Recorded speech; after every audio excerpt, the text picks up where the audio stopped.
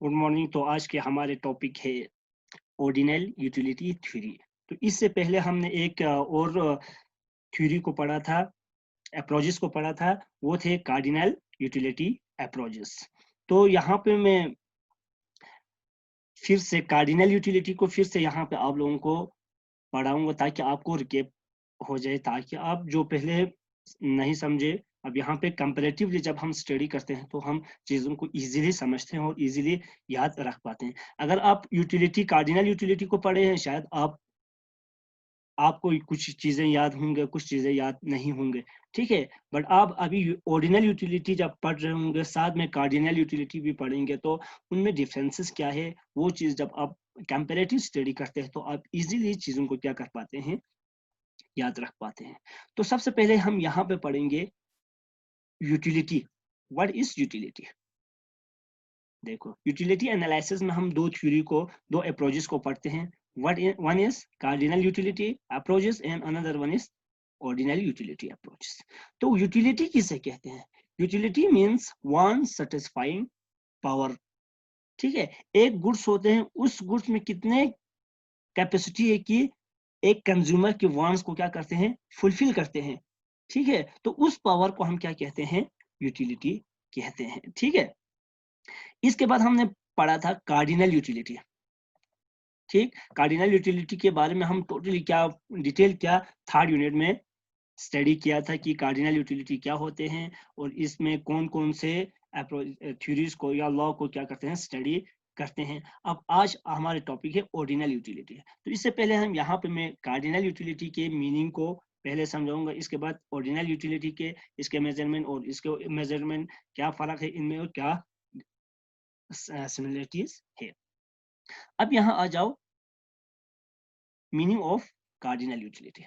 When A utility can express in an exact unit, जब हम एक अपने यूटिलिटी को एक एग्जैक्ट यूनिट में क्या करते हैं, शो करते हैं, एक्सप्रेस करते हैं, ठीक है। तो उसे हम क्या कहते हैं, कार्डिनल यूटिलिटी कहते हैं। This is the meaning of cardinal utility. आपको कोई पूछेंगे तो कार्डिनल यूटिलिटी किसे कहते हैं, तो आप डायरेक्ट इजीली कह सकते हैं वो यूनिट जो हम एक्सप्रेस कर सकते हैं, ठीक है। Utility can be express in A exact unit, that's called cardinal utility.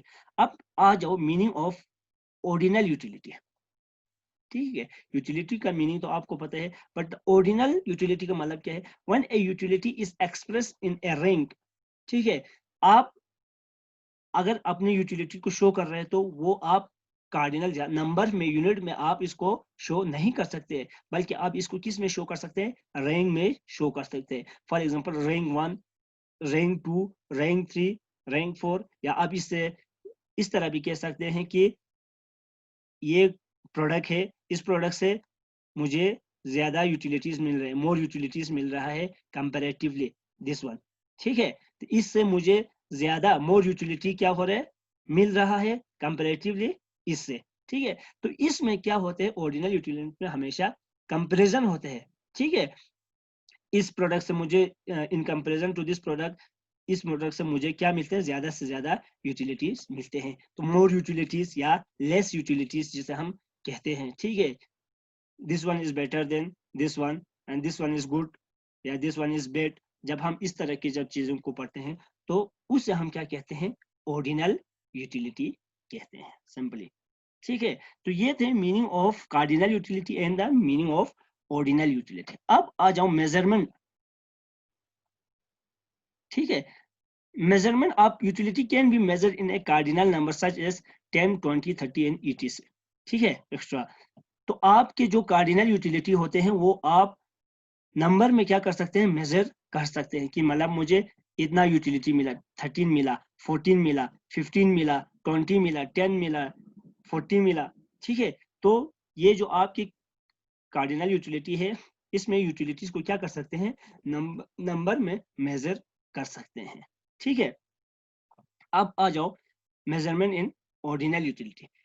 Utility is a psychological concept, it can not be measured, ठीक है। यूटिलिटी एक ऐसा है जो हम मेजर नहीं कर सकते हैं, ठीक है। अब जब आप एक चीज को, फॉर एग्जांपल एक एप्पल आपने खाया, ठीक है, एप्पल से आपको सेटिस्फेक्शन मिला, ठीक है।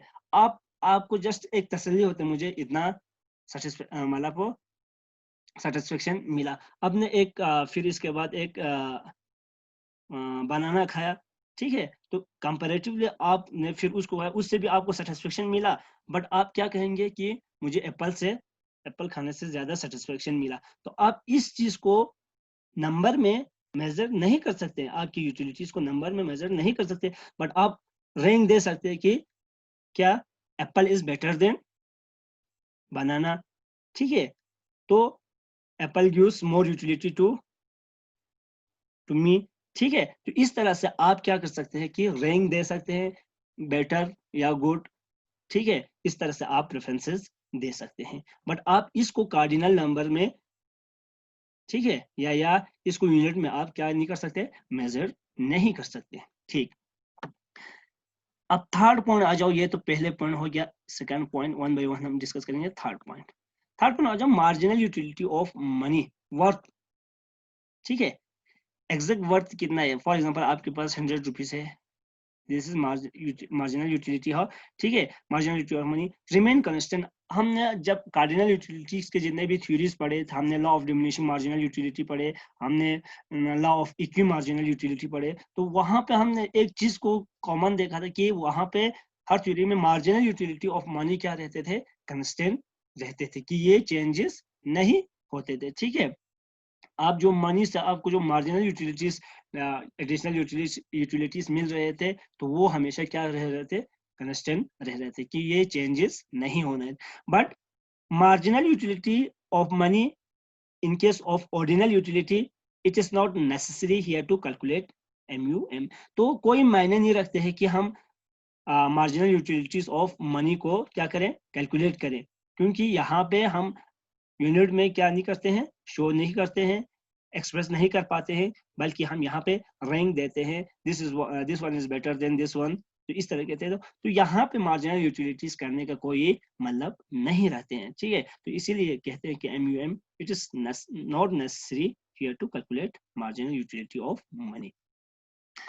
अब देखो, कार्डिनल यूटिलिटीज को कुछ अल्टरनेट नेम भी है, ठीक है। अल्टरनेट नेम मींस कि इस कार्डिनल यूटिलिटीज को और यूटिलिटीज और नेम से भी क्या चाहते हैं, जाना जाते हैं। It is also called utility analysis, ठीक है। ये ऑब्जेक्टिव क्वेश्चन पेपर में भी आ जाते हैं कि व्हाट इज यूटिलिटी एनालिसिस, या यूटिलिटी एनालिसिस कौन से अप्रोच को कहते हैं, कार्डिनल यूटिलिटी या ऑर्डिनल यूटिलिटी। तो आपको वहां पर डायरेक्ट क्या करना है, कार्डिनल यूटिलिटी को टिक करना है। क्यों? क्योंकि ये कार्डिनल यूटिलिटी का दूसरा नाम भी है, ठीक है। तो जब कार्डिनल यूटिलिटी को वहां पे आएंगे तो इसका दूसरा नाम क्या है, यूटिलिटी एनालिसिस। तो आपको पता होना चाहिए कि यूटिलिटी एनालिसिस किसे कहते हैं, कि कार्डिनल यूटिलिटी को ही कहते हैं। तो उसके बारे में स्टडी करना, तो कार्डिनल यूटिलिटी के बारे में तो आप सब कुछ अभी जान लिया, ठीक है। Alternate name of ordinal utility, ठीक है। तो ordinal utility is also called indifference curve analysis. तो हमेशा ऑर्डिनल यूटिलिटी को इनडिफरेंस कर्व एनालिसिस के नाम से भी क्या होते हैं, जाना जाते हैं, ठीक है। तो इनडिफरेंस कर्व एनालिसिस जब आपको पूछेंगे तो आपको दिमाग में एकदम से सेटअप होना चाहिए कि ये ऑर्डिनल यूटिलिटी के बारे में क्या कर रहे हैं, डिस्कस कर रहे हैं। तो यहाँ पे तो यूटिलिटी को रैंक में एक्सप्रेस करते हैं, ठीक है। मोर यूटिलिटी या लेस यूटिलिटी, इसमें इसको क्या करते हैं, मेजर करते हैं, ये यूनिट में एक्सप्रेस नहीं कर पाते हैं, ठीक है। इसका मेजरमेंट साइकोलॉजिकल कंसेप्ट है, it can not be measured in term of cardinal term, ठीक है। तो यहाँ पे मार्जिनल यूटिलिटी ऑफ मनी कोई मायने नहीं रखते हैं, ठीक है। तो ये चीजें आपको एकदम से दिमाग में आ जाएंगे, ठीक है। अब यहाँ पे देखो, कार्डिनल यूटिलिटीज के अंदर हमने बहुत सारे टॉपिक को क्या किया था, डिस्कस किया था। इसी तरह ऑर्डिनल यूटिलिटीज के अंदर भी बहुत सारे क्या है, टॉपिक है, जो हम वन बाय वन क्या करेंगे, डिस्कस करेंगे अपकमिंग लेक्चर में, ठीक है। तो यहाँ पे हमने एक टॉपिक, इंपॉर्टेंट टॉपिक पढ़ा था कि कार्डिनल यूटिलिटी जो होते हैं, कार्डिनल यूटिलिटी ये है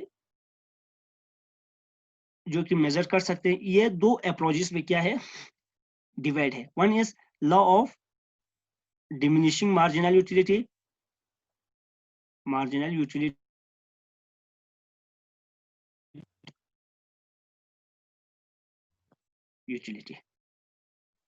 ठीक है। ये देखो, कार्डिनल यूटिलिटी में हम दो लॉ पढ़ते हैं। One is law of diminishing marginal utility and another one is law of equi marginal utility. Law of diminishing marginal utility को हमने गोसेंस फर्स्ट लॉ भी कहते हैं, ठीक है, क्योंकि गॉसन ने ही ये पहले लॉ दिया था। इसके बाद इसकी कुछ डिमेरिट की वजह से, ठीक है, डिसएडवांटेज होने की वजह से यहाँ पे और एक लॉ गोसेंस ने ही इंट्रोड्यूस किया था, that's we call law of equi marginal utility. तो इससे हम गोसेंस सेकंड लॉ भी कहते हैं, ठीक है। तो मैक्सिमम कॉम्पिटिटिव एग्जाम में आ जाते हैं कि गोसेंस सेकंड लॉ किस लॉ को कहते हैं, तो वहां पे आपको मार्क करने हैं law of equi marginal utility. तो गोसेंस फर्स्ट लॉ किसे कहते हैं, law of diminishing marginal utility को कहते हैं गोसेंस फर्स्ट लॉ। तो law of equi marginal utility में हम मैक्सिमम सेटिस्फेक्शन के बारे में स्टडी करते हैं, वगैरह वगैरह, जो हमने पहले क्या किया था, डिस्कस किया है ऑलरेडी। अगर किसी ने नहीं देखा तो अभी भी इस चीजों को क्या कर सकते हैं, कार्डिनल यूटिलिटी को पूरे वन बाय वन पॉइंट को आप वहां पे क्या कर सकते हैं, वॉच कर सकते हैं। इसके बाद वहां पे हमने कार्डिनल यूटिलिटी के अंदर relationship between total utility and marginal utility के बारे में क्या करते हैं, स्टडी करते हैं। आप एक गुड्स को कंज्यूम कर रहे हो तो उस गुड्स से आपको क्या मिलते हैं, यूटिलिटीज मिलते हैं, ठीक है। तो जब आप एक यूनिट कंज्यूम किया उससे आपको दिस मच यूटिलिटी मिला। आप अपने दूसरा कंज्यूम किया तो उससे ज्यादा आपको क्या मिलेंगे, यूटिलिटी मिलेंगे, ठीक है। तो इसके बाद तीसरा किया तो इससे ज्यादा मिलेंगे, ठीक है। तो इसके बाद चौथा किया तो इससे ज्यादा आपको क्या मिलेंगे, यूटिलिटी मिलेंगे। But the thing is that आपकी मार्जिनल यूटिलिटी हमेशा क्या होते हैं, फर्स्ट यूनिट में तो सेम रहते हैं टोटल यूटिलिटी की तरह, बट जब आप यूनिट्स को कंज्यूम करते जाते हैं तो आपकी जो मार्जिनल यूटिलिटी नीचे की तरफ जाते हैं, तब क्या होते हैं, डिक्लाइन होते हैं, ठीक है। मार्जिनल यूटिलिटीज किससे कहते हैं, it is the additional utility. जो आप यूनिट्स को कंज्यूम करते जाते हैं तो उसमें से कुछ एडिशनल आपको यूटिलिटीज मिलते हैं, ठीक है। और ये जो यूटिलिटीज होते हैं, एडिशनल यूटिलिटीज, ये हमेशा जब आप यूनिट्स को कंज्यूम ज्यादा करते हैं तो ये डिक्लाइन होते हैं, ठीक है। तो इनका मार्जिनल यूटिलिटी का जो केस होते हैं वो तीन केस होते हैं। सबसे पहले तो ये पॉजिटिव रहते हैं, ठीक है। इसके बाद ये जीरो पे पहुंच जाते हैं ज्यादा कंज्यूम करने से। इससे भी ज्यादा जब आप कंज्यूम करेंगे तो ये नेगेटिव में चला जाते हैं, ठीक है। तो इनके बारे में हम कार्डिनल यूटिलिटी के अंदर क्या करते हैं, स्टडी करते हैं। तो कंज्यूमर इक्विलिब्रियम के बारे में भी हमने कार्डिनल यूटिलिटीज के अंदर क्या करते हैं, स्टडी करते हैं। तो वहां पे हमने अच्छे तरह से कंज्यूमर इक्विलिब्रियम किसे कहते हैं, ठीक है, maximum satisfaction with the minimum budget जिसे हम कहते हैं, ठीक है। तो वहां पे दो टॉपिक को हमने डिस्कस किया था, consumer equilibrium in case of single commodity या वन कमोडिटी किस तरह डिराइव होते हैं, ठीक है, और इन केस ऑफ डबल कमोडिटी, ठीक है। तो क्योंकि कंज्यूमर एक ही गुड्स के ऊपर सारे इनकम को तो खर्च नहीं कर पाते हैं, ठीक है, तो वो एक से ज्यादा गुड्स के ऊपर भी क्या करते हैं, अपने पैसे को खर्च करते हैं। तो वहां से अगर दो गुड्स पे किया तो किस तरह वो इक्विलिब्रियम फॉर्म अटेन करेंगे, उसके बारे में भी हमने डिटेल में डिस्कस किया है। अब आ जाओ यहाँ पे, here we study in cardinal utility में क्या पढ़ते हैं, indifference curve. What is indifference curve, the properties of indifference curve, ठीक है। तो इसके कुछ 6-7 पॉइंट है प्रॉपर्टीज, ठीक है। तो उनके बारे में भी हम क्या करेंगे, वन बाय वन डिस्कस करेंगे, ठीक है। तो इसके बारे में हम स्टडी करते हैं, ठीक। इसके बाद बजट लाइन किसे कहते हैं, ठीक है, properties of budget line, indifferent map के जितने भी प्रॉपर्टीज होते हैं तो उनके बारे में हम क्या करते हैं, स्टडी करते हैं। और जो थर्ड पॉइंट है, marginal rate of substitution, MRS, ठीक है। जो हम इन डिफरेंस कर्व के ये जो कर्व है इसके बारे में हम क्या सब स्टडी करते हैं, तो एमआरएस यहाँ पे ही होते हैं, मार्जिनल रेट ऑफ सब्स्टिट्यूशन इसको ही कहते हैं, ठीक है।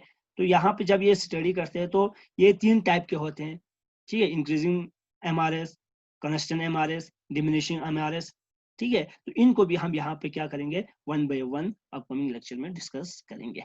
अब देखो कंज्यूमर इक्विलिब्रियम, जिस तरह हमने कार्डिनल यूटिलिटीज के अंदर कंज्यूमर इक्विलिब्रियम के बारे में स्टडी किया था, इसी तरह हम कंज्यूमर इक्विलिब्रियम के बारे में स्टडी ऑर्डिनल यूटिलिटीज के अंदर भी करते हैं, ठीक है। तो जिस तरह हमने यहाँ पे सिंगल कमोडिटी और डबल कमोडिटी को लेके MUM of price divided by price x utility पर रुपीस एक्स को कितने मिलते हैं, यूटिलिटी पर रुपीस वाई को कितने मिलते हैं। इस तरह जब हम यहाँ पे स्टडी किया है, तो इसी तरह यहाँ पे भी हम दो कंसेप्ट को लेके क्या करते हैं, स्टडी करते हैं।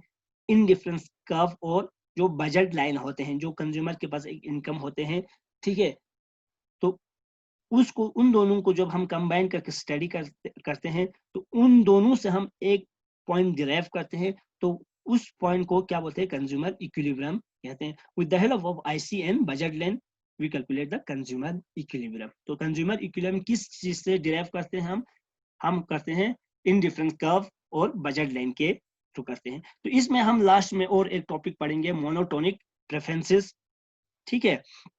जिस तरह हम कार्डिनल यूटिलिटीज के अंदर जितने भी टॉपिक्स पढ़े, इसी तरह यहाँ पे भी ऑर्डिनल में एक टॉपिक एक्स्ट्रा पढ़ेंगे जिसको हम कहते हैं मोनोटोनिक प्रेफरेंसेस। तो ये थे cardinal utility versus ordinal utility. शायद आप इस चीज को अच्छे से समझे होंगे। मैंने कार्डिनल यूटिलिटीज को यहाँ पे इसलिए डिस्कस किया था कि आपको दोनों साथ में पढ़ेंगे, तो खाली यहाँ पे ऑर्डिनल यूटिलिटीज भी पढ़ा सकता था, बल्कि यहाँ पे आप लोगों को थोड़ा समझने में प्रॉब्लम होते हैं। बट यहाँ पे दोनों कंपैरेटिवली जब हम स्टडी करते हैं, तो हमें इजीली समझ में आते हैं। फॉर एग्जांपल आप लॉ ऑफ डिमांड पढ़ रहे हैं, लॉ ऑफ डिमांड के जितने भी थ्योरीज है, प्रॉपर्टीज है, सब आप पढ़ेंगे। तो इसके बाद कुछ दिन बाद आप लॉ ऑफ सप्लाई को पढ़ेंगे, उसकी प्रॉपर्टीज एंड वगैरह वगैरह को जब हम पढ़ते हैं, तो आपको लॉ ऑफ डिमांड और लॉ ऑफ सप्लाई में उतना समझ में नहीं आते हैं।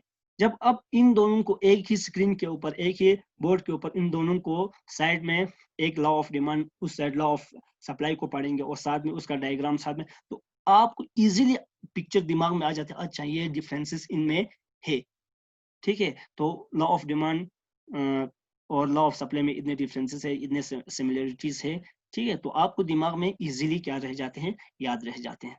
इसीलिए हमेशा इकोनॉमिक्स में कंपैरेटिव स्टडी करने की कोशिश करो। अब कुछ एग्जाम में भी पूछते हैं, तो आपको डायरेक्ट ये नहीं पूछते हैं और डायरेक्ट वो नहीं पूछते, तो आपको कंपैरेटिव स्टडी कि इनमें डिफरेंसेस क्या है, सिमिलरिटीज क्या है, तो यही इस तरह के क्वेश्चन आपको क्या करेंगे, वहां पे पूछते हैं। तो ये थे difference between cardinal utility and ordinal utility. Thank you very much.